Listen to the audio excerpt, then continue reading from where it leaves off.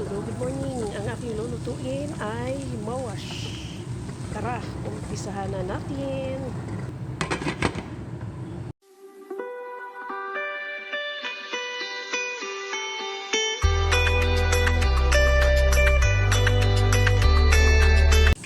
Igisa muna natin yung ating giniling na dry shrimp sa bawang.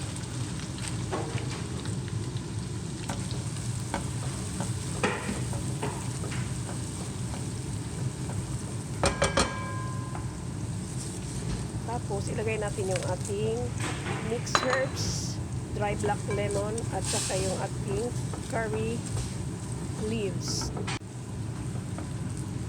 Dapat naluto yung dry shrimp. Tapos, ilagay ko na yung mawash or munggo.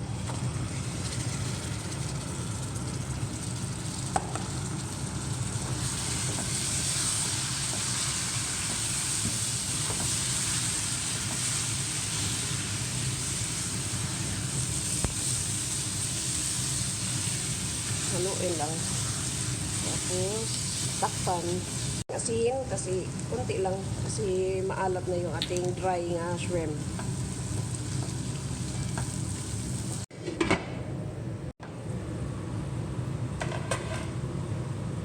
Dapat, payat maya, hinahalo siya para hindi siya matutong sa ilalim.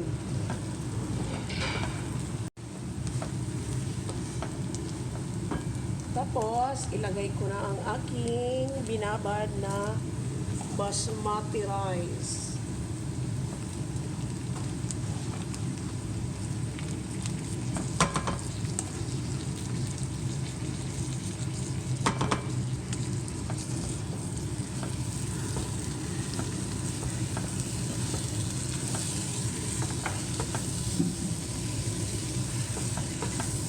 Tapos, sabawan.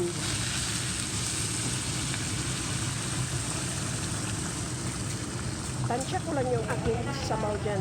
Kasi alam ko naman kung gaano karami yung aking bigas. Kaya hindi na ako magdadagdag ng tubig. Tapos sabawan, takpan muna natin. Hintayin natin na maubos yung tubig. Tapos ayan, wala na siyang sabaw. Dahan-dahan ko na yan haluin para hindi siya madurog. Dapat mahaba pa rin yung ating bigas.